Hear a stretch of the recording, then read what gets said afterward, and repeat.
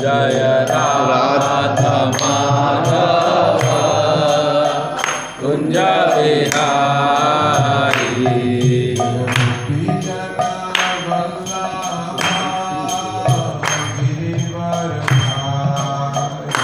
Jaya Gopi Jana Vallabha Girivaradhari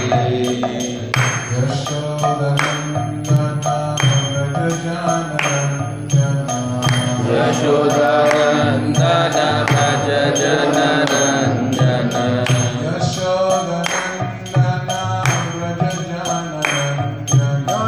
Yashodanandana Vraja Jana Ranjana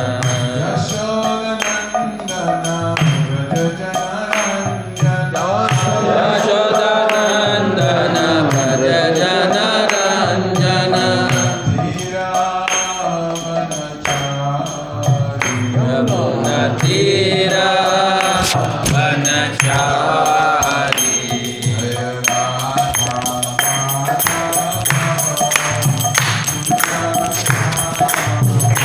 Jaya Radha Madhava Kunja Vihari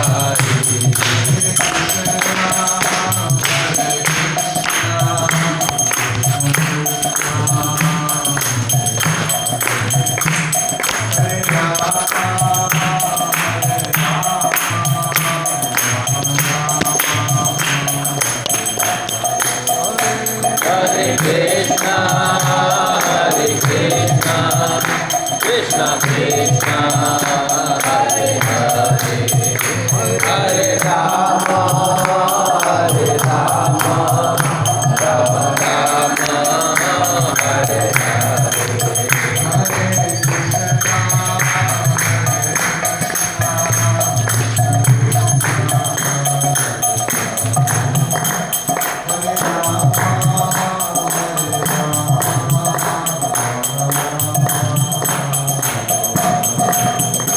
Hare Krishna,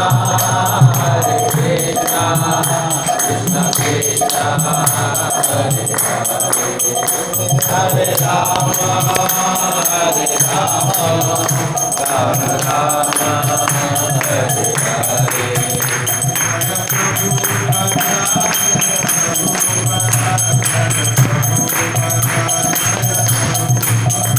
Jaya Prabhupada, Jaya Prabhupada, Prabhupada, Jaya Prabhupada.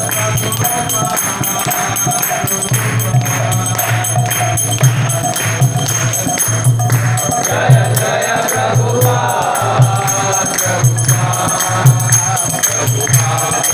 Jaya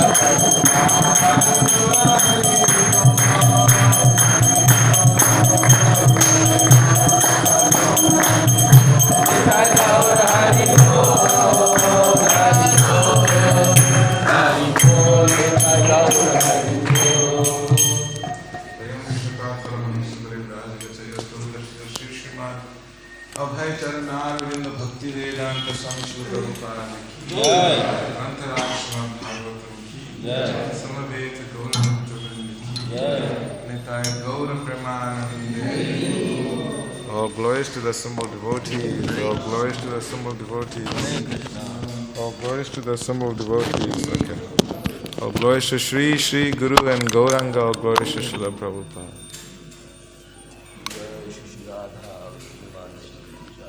Shri Shri Radha Nila Madhav ki jai.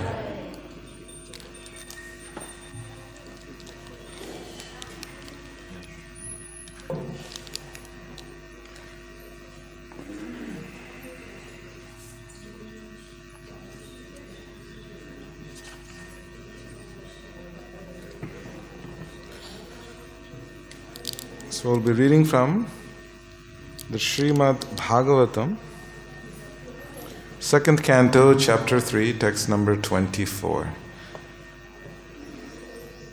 Om Namo Bhagavate Vasudevaya.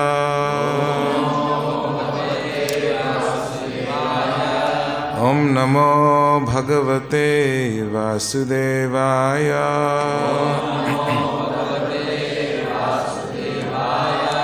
Om Namo Bhagavate Vasudevaya. Om Namo Bhagavate Vasudevaya. Narayanam Namaskrityan Naran Chaiva Narottamam Devim Saraswatim Vyasam Tato Jayamudirayet Nashtaprayeshu Abhadreshu Nityam Bhagavata Sevaya Bhagavatir Uttama-shloke Bhaktir Bhavati Naistaki. So I will be speaking in English. Is everyone comfortable with that? Yes. Okay. I apologize that I don't speak Hindi well enough to give a class yet. Maybe at some point in this lifetime.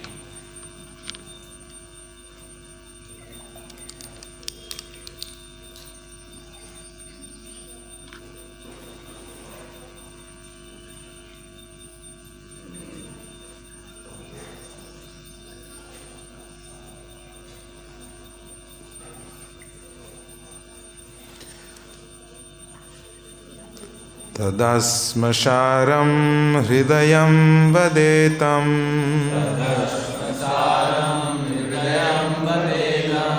Tadasmasharam hridayam vadetam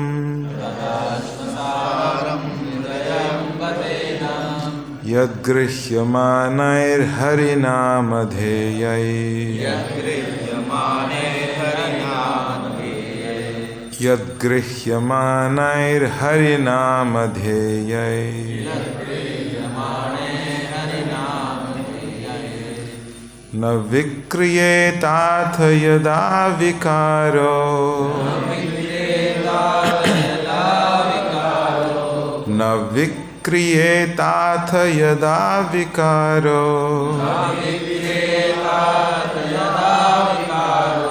Netre jalam gatra ruheshu harsha Netre jalam gatra ruheshu harsha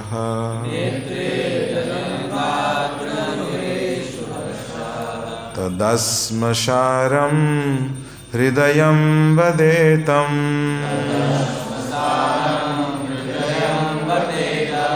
Yadgrihyamanair harinamadheyai Na vikriyetatha yada vikaro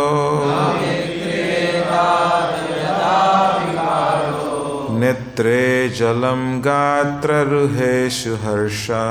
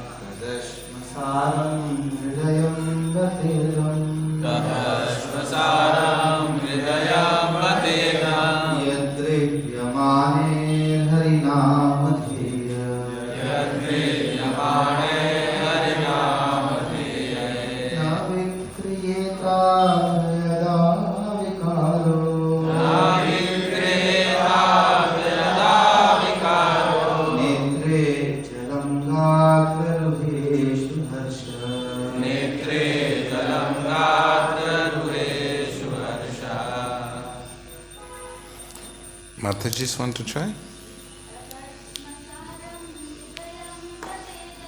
Tadashmasaram hridayam patenam yatriyamane harinamadiye navikriyeta gyanata vikaro netre janam gatra dureshu harsha Tadashmasaram hridayam padetam Tadashmasaram hridayam patenam Yadapriyamane harinamadeya Yadpriyamane harinamadiye Navikriyata yadavikaro Navikriyeta yada vikaro Netre jalam gatraduheshu harsham Netre jalam gatra dureshu harshah Tadassansaram hridayam padetam Tadashmasaram hridayam patenam Yatriyamane harinamadeya Yadpriyamane harinamadiye Navikriyeta yada vikaro Netre jalam gatra dureshu harshah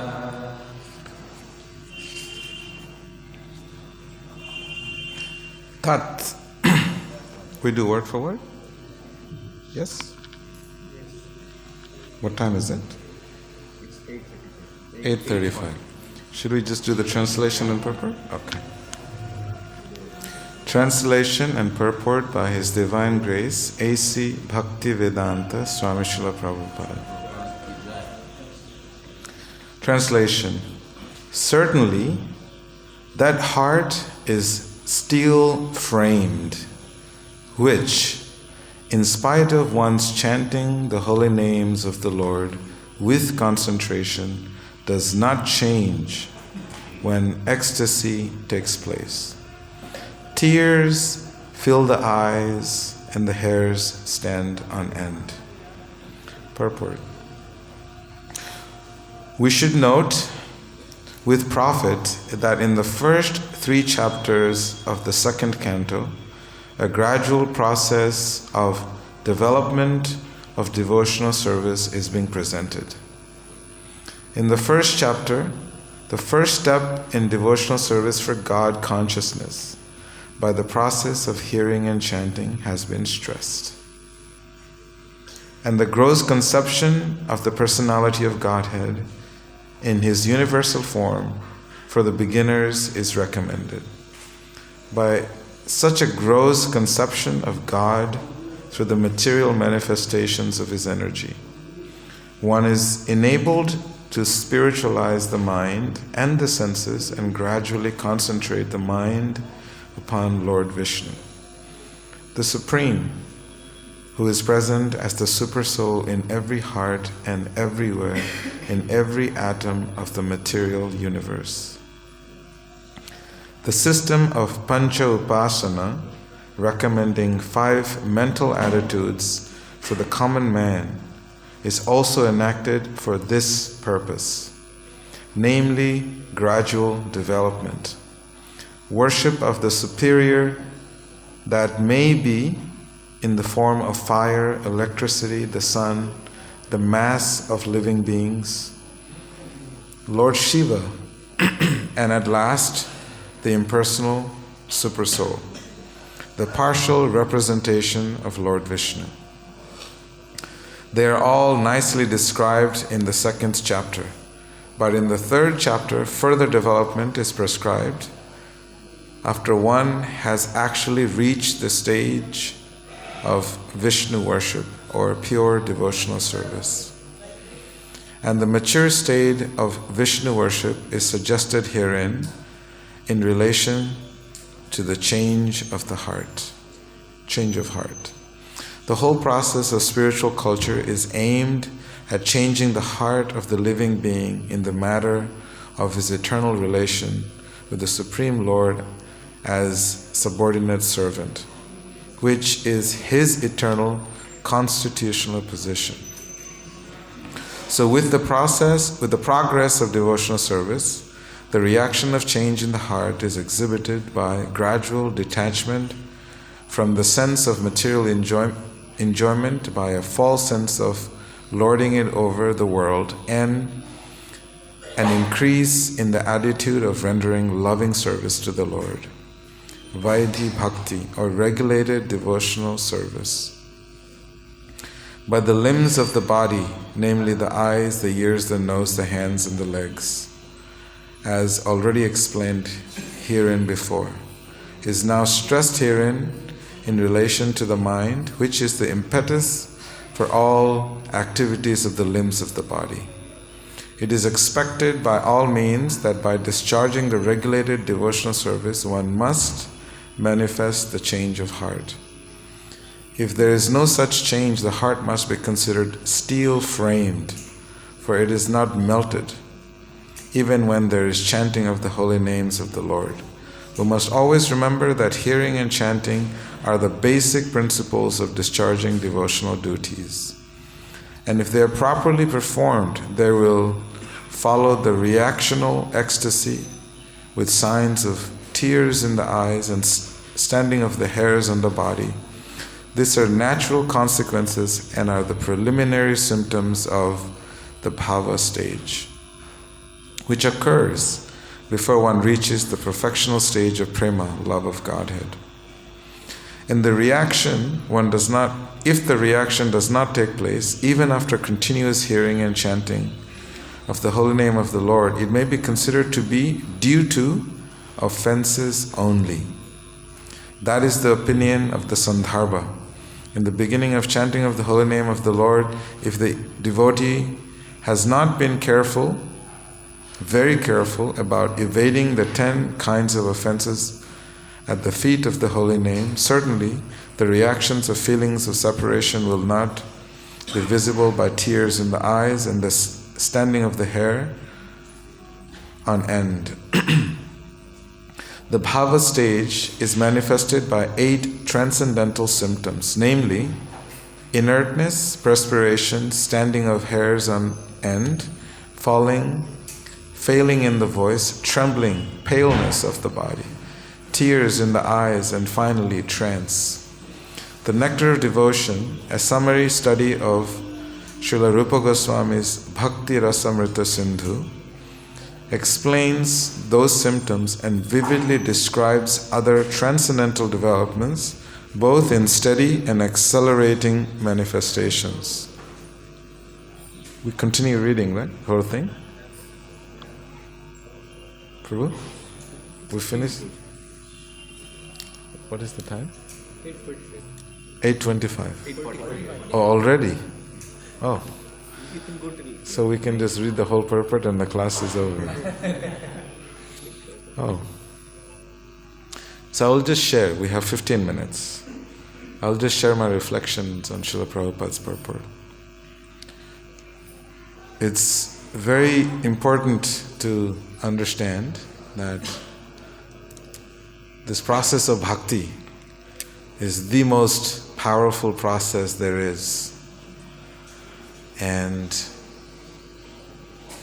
yet, somehow, its potency is not able to penetrate steel-framed heart. It's very... I always remember the rock-like heart, stone-like heart, you know. But a steel frame reminds me of a student that I used to do programs at Georgia Tech University in Atlanta, Georgia. They have a lot of students from India and China, and they're all competing with each other. Of course, this university is an Ivy League school, so tremendous competition. And there's one Indian boy, he was a biomolecular engineer doing his PhD there, and I thought it was very interesting. He used to come to the programs. I said, what is your what is your paper? What is your thesis on? He said, I'm altering the density of the steel. And I said, what does that mean? I'm changing the molecules in the steel. And I said, okay. So what is the product? What is the final product you're making? He said, I'm making, you can call it steel, but a product that is going to be 1,000 times stronger than any steel that exists on the planet. And if by any chance it has a dent or it gets warped, it'll heal itself. Does that make sense? So I was thinking, and I said, as I was reading this purport, I was thinking, this guy is thinking how to make things hard.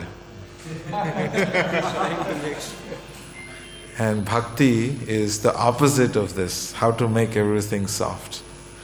Because our heart is so hard like steel. And I'm immediately thinking, we know steel as being somewhat moldable. You can melt it. But this guy creates things. Of course, consequently, he was hired by Lockheed Martin and he never lived in Atlanta after that. But the whole point is the material world by nature is designed to make everything hard. It's by design. It's not supposed to be easy. This is Bhaktivinoda Thakur says, Maya jale baddha hoye acho meche kajaloy. That this is the network of Maya is actually engineered to make things difficult.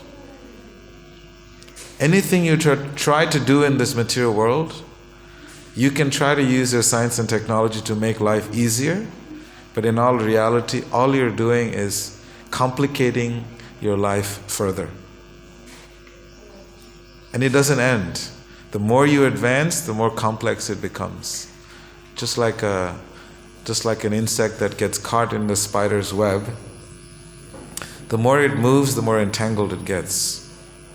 So similarly, as science develops and technology develops, our heart becomes harder and harder, because the very nature of technology is to separate you from your true nature.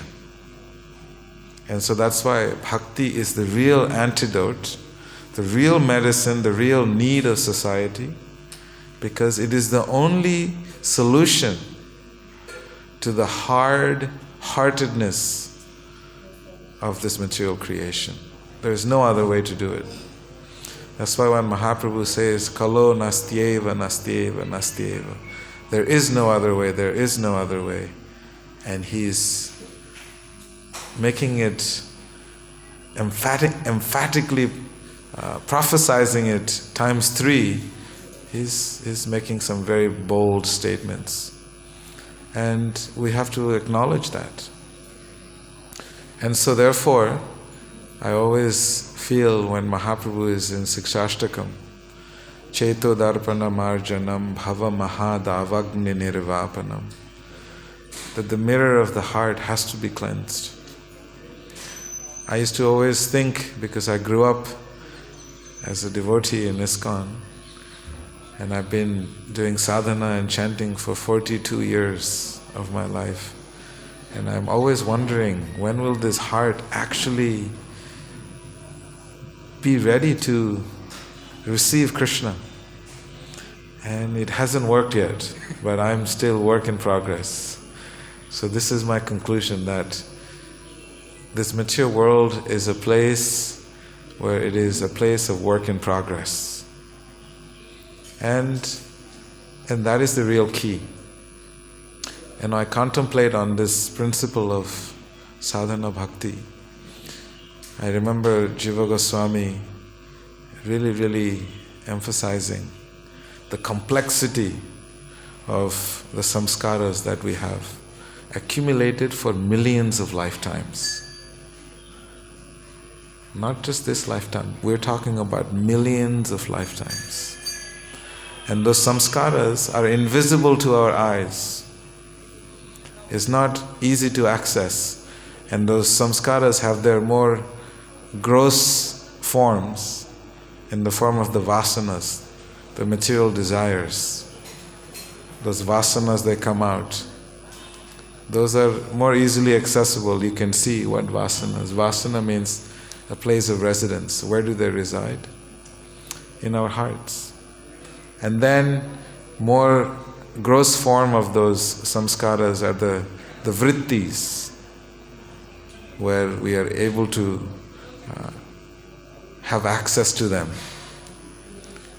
And to recognize, to acknowledge, and that is one of the loose link in the chains that enables us to change our vrittis and thereby enabling Krishna a little access into our hearts.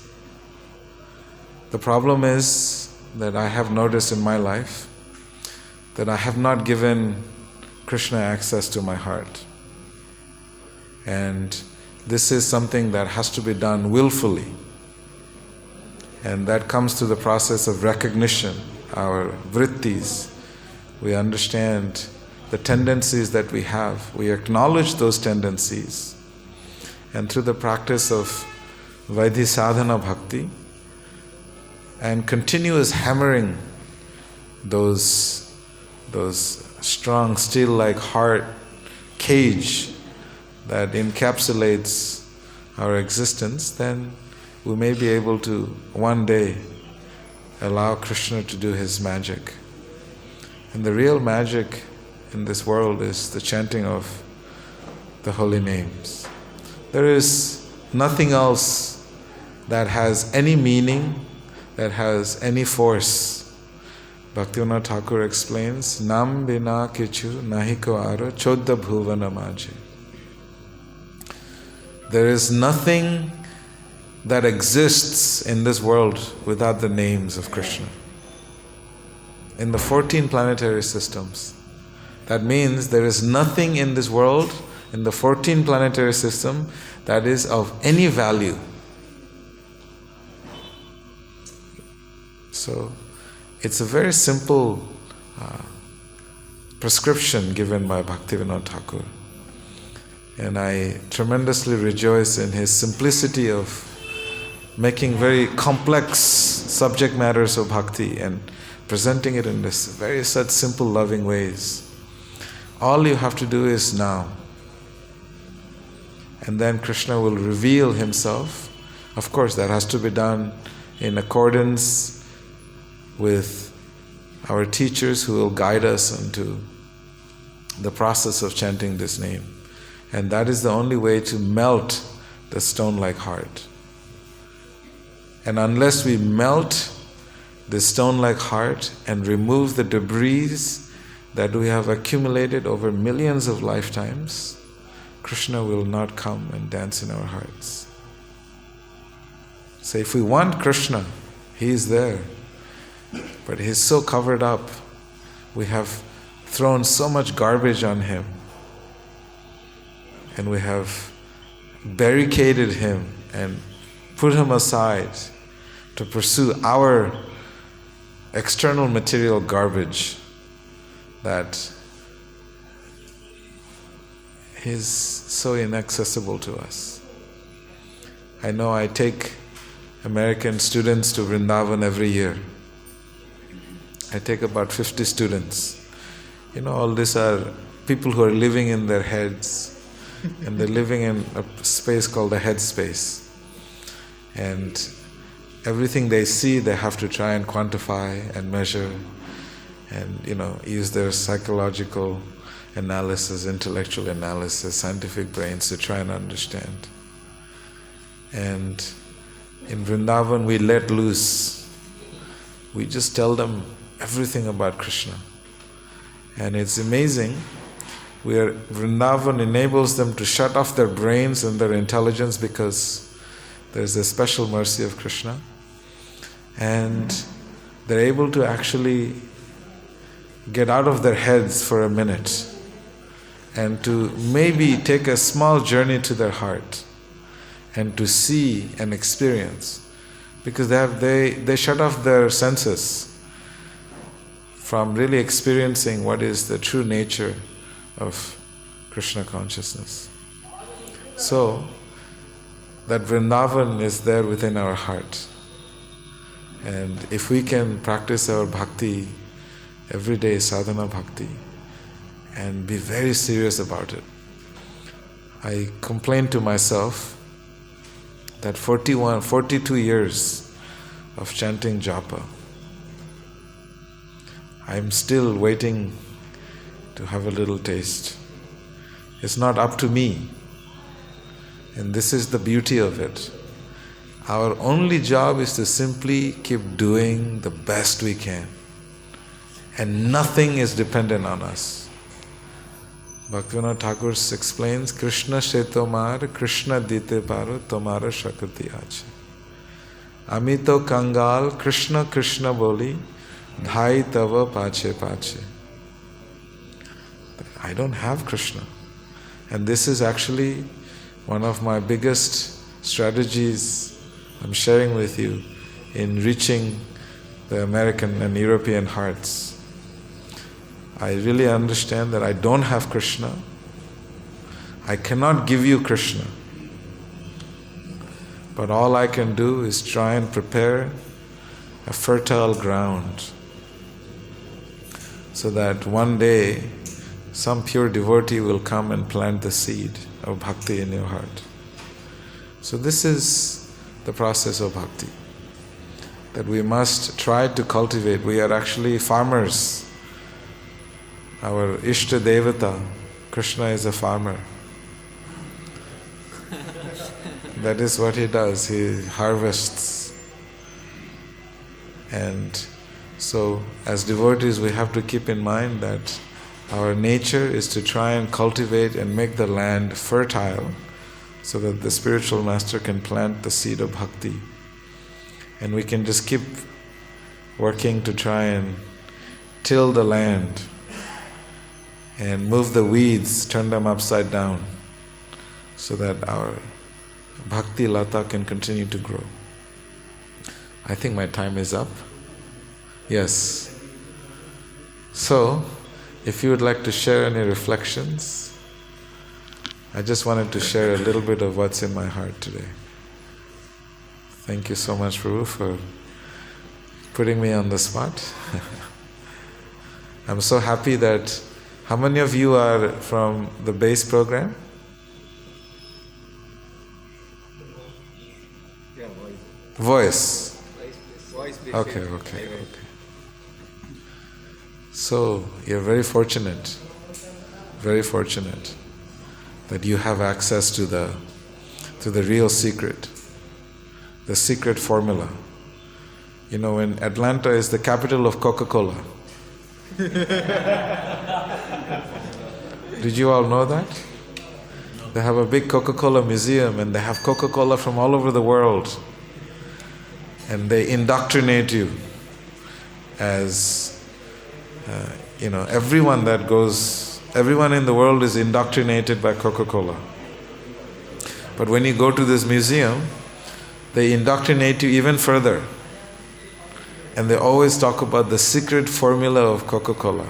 What is the secret formula? And it's locked in a vault that no one can access. So they create these dramatic narrations and very incredible presentations. So I took Jananivas Prabhu there, because he comes, and I took Jayapataka Maharaj there. I take all the Maharajas there to see the art of indoctrination. Incredible. They have captured the imagination, and no one in the world, I don't think there's anyone in the world that has not heard of Coca-Cola. Their ability to indoctrinate and put more shackles on your feet and on your hands so you can keep drinking Coca-Cola and destroy your whatever material capacity for enjoyment you have, it'll take it to the next level, And there if you watch the indoctrination video, they even put devotees. There is a young girl carrying an arati tray to Gaur-Nitai. Can you imagine? They use the Hare Krishnas to indoctrinate you to drink Coca-Cola. And it was quite amazing. You have to be very attentive, and you can watch that split second, that video that shows you that even the Hare Krishnas are part of the Coca-Cola brand. The girl is offering Coca-Cola to Krishna. No. They're just showing that Coca-Cola means you have to have fun. Even the Hare Krishnas are having fun. So if you drink Coca-Cola, you can also access Krishna. That is their way of presenting it. So we have to see what is the true essence of life. So anyone would like to share anything? Yes, Prabhu. Might be fine. Thank you, Prabhu, for the enlightening class. You said the nature of this material world is to become hard, the basis of it. So how we can thaw this, our hearts, basically, we are passionate and made of rock. So the thaw happens, was the starting point of the thawing process. Beautiful question. You have two options, not multiple choices, only two. This is not, you're not going to school in the US where you get multiple choices. You only get two options. One is, you do it by choice. You actually use your intelligence.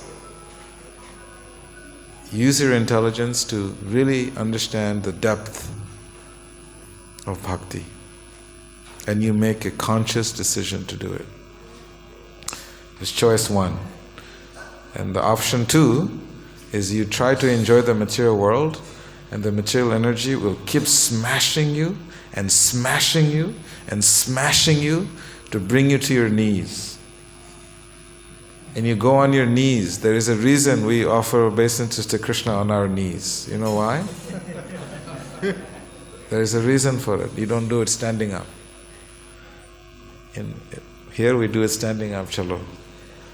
Very soon, they're standing up, they will be on their knees. So you make a choice. Because the nature of the material world is to put you on your knees. It is by design. Material energy is not going to spare anybody, Baba. You go to churches in the United States, they're on their knees. They may be sitting comfortably, but when they're praying, they're on their knees. They put a little cushion to have a soft landing for their knees. You can do as many soft landings as you can design scientifically, but the landing is not going to be soft. Because the material world is designed to not give you a soft landing. So therefore, we have two choices, Prabhu. We can use our intelligence. Krishna has given us intelligence. Dadami buddhi yogam tam yena mam upayantite. That we have the intelligence to study the Shastras. That is the duty of all of you, studying all this science and technology. Where will it take you? It will take you to dig your grave even deeper.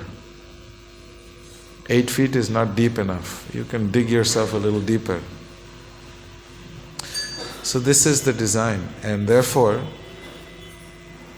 we want to try and use our intelligence to study the writings of the Acharyas and deepen our spiritual quest so that we can really, really see what is truly in the inner chambers of the heart.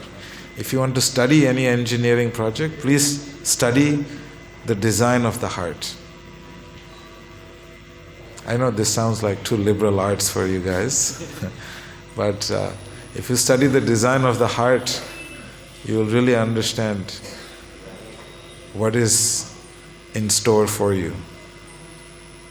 And once you find out what is there, then you will not make an effort to pursue anything outside. And that's why I tell stories sometime to these American boys and girls. But I will spare you the story, but I'll just tell you that a person that goes on the door of their house and they try to push the door open. You can make so many efforts to push the door open, but the door is locked very tight. But the day you get tired and exhausted, and you simply hold the door and pull it inside, you will see the real treasure that is lying inside of you. So your effort that we are making in this world is to push the door outside. Chalo, bahar mein kya hai? Dekhte hain.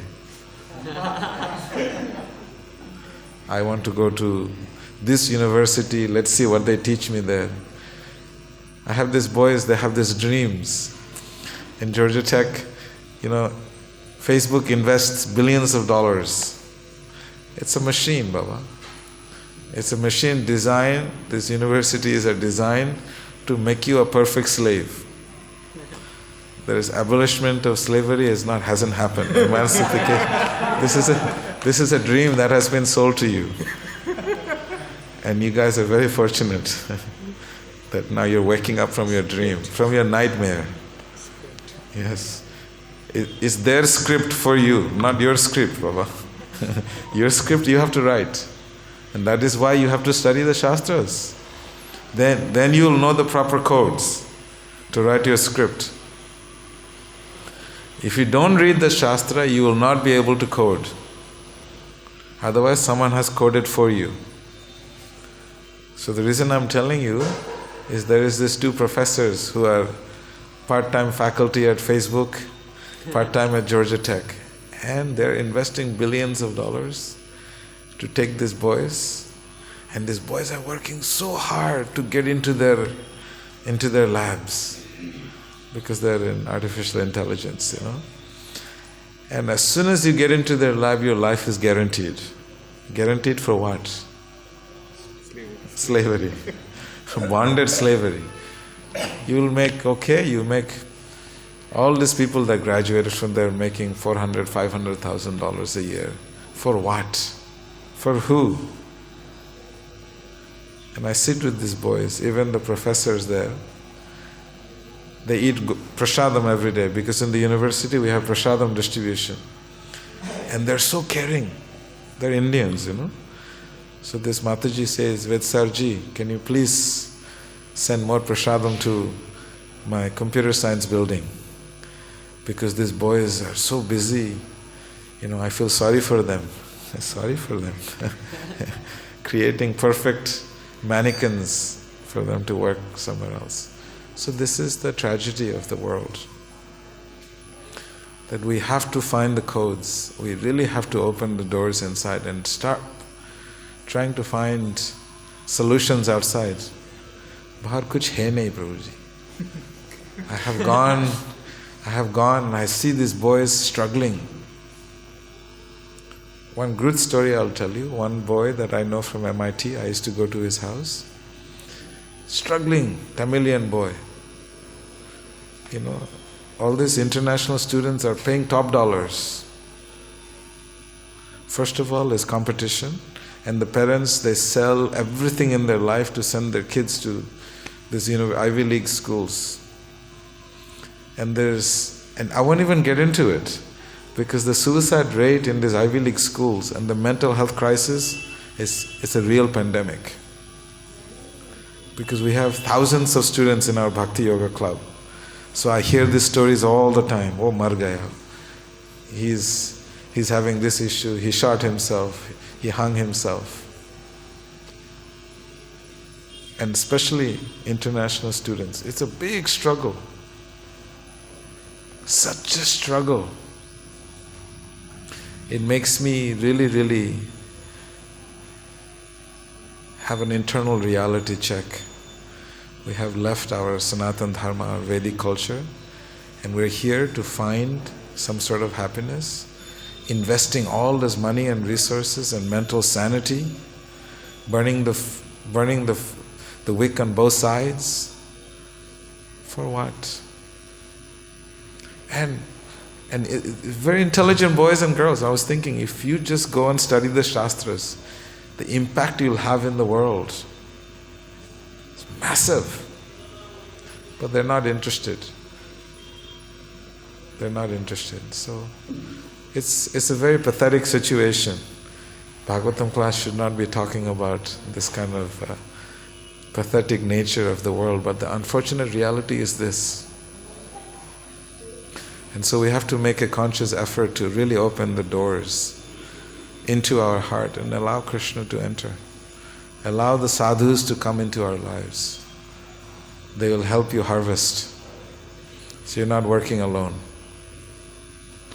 Bhaktivinoda Thakur really cries, Ekaki amar nahi paaye bol, Hari Nama Sankirtane. I'm alone and I'm feeling very weak and feeble. And that's why, Tumai kripa kori shraddha vindu diya. Please give me a drop of faith. And that drop of faith is only come from sadhu sangha. There is no other way. You study, yes, but sadhu sangha, with the sadhus. And that is where faith comes in. So, I will spare you from my rant. Anyone else would like to add anything? Sorry, Prabhu, for a long rant on your beautiful question. Prabhu, please add something. Very nice to hear your reflections upon this verse, the situation of this world. It actually makes us very concerned to take our process of devotional service very deeply into our mind and help others also. It's really good actually is happening. I got one thought and one question. Started. How to help people to take the process of devotional service very seriously?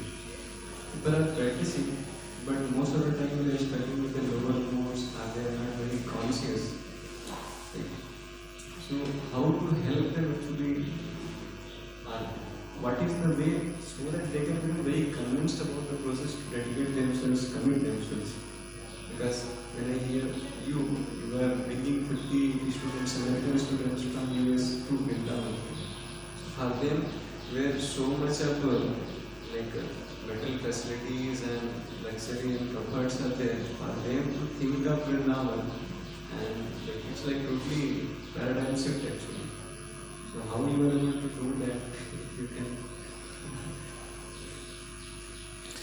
can. Sensibility is not something that is accessible in the material world.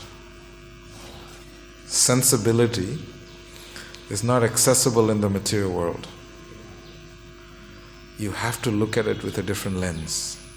So my nature, Krishna has designed me through his agents to always question everything. As a student in Gurukula, I would question, and then teacher will give one slap. You're asking too many questions. You keep asking questions, and the teacher give you another slap. You keep asking questions. So my nature is to ask questions. So I have taken my Krishna's given nature to ask questions to the American boys and girls. I ask them simple questions. You're seeing, you're hearing. When was the first time in your life that you were ever heard or seen? If I ask you this question, what would you say? Tell me the first time in your life you were heard and you were seen. You're seeing, you're hearing. When were you heard and when were you seen? They're like, what does that mean? I don't know, you tell me. And then it throws them into a tailspin. And our goal in this practice is to simply ask questions. So you see, our acharyas have given different modalities. And we can choose what modality is applicable to us. And time, place and desh, kala, patra is very important. American people, you tell them that this is the solution, what do you know? You immediately, if you give somebody a solution, you're challenging their ego. You're challenging their intelligence. And how dare you do that? You're considering them inferior to you. So how dare you do that? You're insulting me? I will immediately reject you the minute you question my intelligence.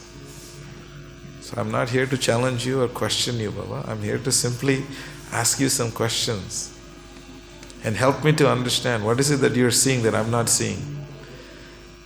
You're partying like animals. I have a student who overdosed on fentanyl. It's a synthetic drug made in China. At least that's what Donald Trump claims. We don't know. So this boy, he overdosed on fentanyl in the dorm. And the news in Georgia Tech is it's a 2-sentence acknowledgement of somebody's departure from this world on overdose. So if you ask these boys who are just partying all the time, simple existential questions, it will throw them for a tailspin and they will think, why did he ask me that question? I wonder what he means by that. Have I ever seen myself? Who has ever seen me? What does that even mean? Who has ever heard me? Did they ever hear me? So you start to create this internal churning that happens in their minds. So our Shastras have given us millions of questions. When Sanatana Goswami is asking questions to Mahaprabhu, Kayami, these are deep existential questions that no one asks these days. I know exactly who I am, which they will never answer. I have a PhD in quantum mechanics and I have done this, I have studied this. And they give you all different labels, but they will never tell you what is the actual content inside.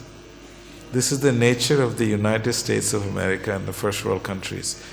They will tell you everything in the label, but the actual content of what is inside. For a short while I worked for a small company making health food products. I was managing their company just for 6 months. And the actual content of what was inside, how much we spent on the content inside versus how much we spent on packaging, was 3 times more. On the packaging, Baba, you have to study industrial design to understand the colors, what color combination should we put, what fonts we should use. And these industrial design PhD kids would use their brains to design packaging. And the content inside was 50 cents.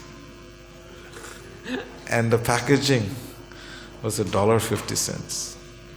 And we were selling it for $10. So you imagine, this is the design of the material world. So when we ask the question, what is inside Gaya? Everything is finished, everything becomes dissolved. Because the real substance is missing. So if we ask anybody, "Aap kaun hai?" They will give you their name. "Arey bhaiya, nahi, aap kaun hai?" You just keep asking the same question, "Who are you?" And they will keep giving designations after designations. When the designations run out, I don't know. That's where your bhakti begins. So this is what I use in my strategy. Simply ask questions. No intelligent person wants to be challenged or questioned. Their intelligence to be questioned. That's why I really like our acharyas. They give such deep questions. And Bhaktivinoda Thakur gives questions to himself. And that is even more beautiful. So, Prabhu, sorry for a long answer to your beautiful question. So I think we should end, Prabhu. Grantharaj Srimad Bhagwatam ki jai. Thank you so much, Prabhu. Such a pleasure hearing from you. I was remembering Narad Muni asking questions to Haryashvas and making them think. And when you spoke about knee, like getting on the knees, like how the material world's design is. So modern world is about email, but material world brings us into emails. Good one. So thank you so much for your association. We're very, very grateful to you. His Grace VedSaar ki.